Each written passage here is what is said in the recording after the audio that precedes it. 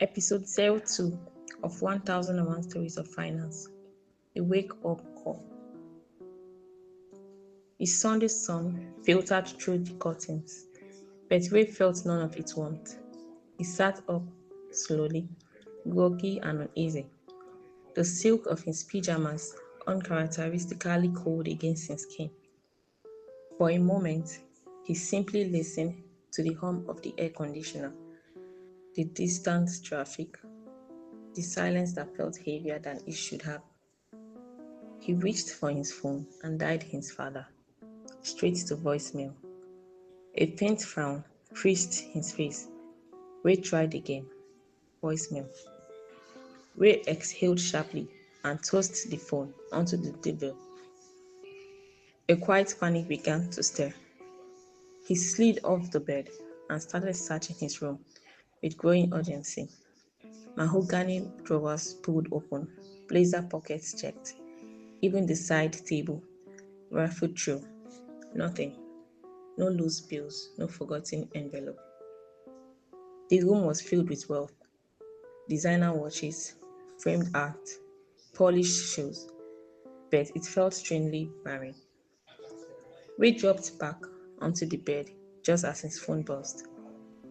Chief Bijo calling. Hey son, his father said calmly. Are you okay? Ray didn't bother with pleasantries. Dad, what happened to my accounts? Everything is paused. Ray had grown up in the glow of his father's empire. While Chief Bijo mastered negotiations, risks, and discipline, Ray mastered reservations, at exclusive lounges, and the saint of new leader interiors. Money had always been present, silent, abundant, unquestioned. Ray had never learned how to manage it because he never imagined it could be withheld. I froze the accounts with floating cash, Chief Bijo replied evenly.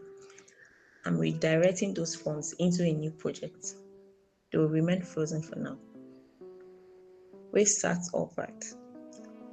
Dad, how am I supposed to live? I don't have access to anything. There was a pause. When his father spoke again, his voice carried weight. What do you mean? You withdrew a significant amount 48 hours ago.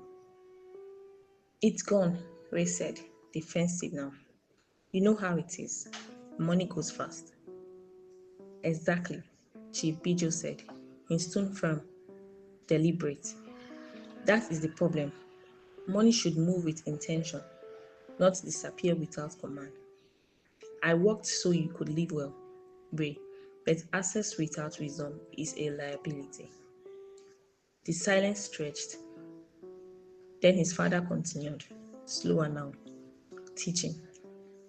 You must understand money, how it is earned, protected, and multiplied, not only for yourself, but for your children. If you don't break this pattern, you will leave them nothing but a lifestyle they cannot sustain. Ray stared at the ceiling. The words landed heavier than any rebuke he had ever received. I understand, Dad, he said quietly. I have to go, Chief Bijo replied. I have an engagement.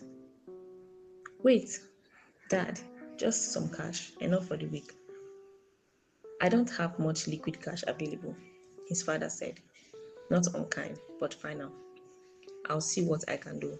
Goodbye, son. The call ended. Ray sat alone. For the first time in his life, he felt poor. Not because his accounts were full, but because he lacked the knowledge to change his reality. He thought of his father's decades of discipline, the patience it took to build something lasting. He thought of how easily he had spent what took years to create. Regret settled in, sharp and honest. Ray reached for a notepad on his nightstand and wrote carefully, deliberately. My goal is to master financial management and responsibility so I can build security for my future and pass down wisdom, not dependence, to those who come after me. That morning, the glamour faded. Ray didn't reach for a fashion magazine or scroll through luxury listings. He opened his laptop instead and searched for something he had ignored his entire life: financial education. Because Harry finally understood what his father had always known: a full pocket means nothing if the mind is empty. Keep enjoying 1001 stories of finance at 1001storiesoffinance.wordpress.com.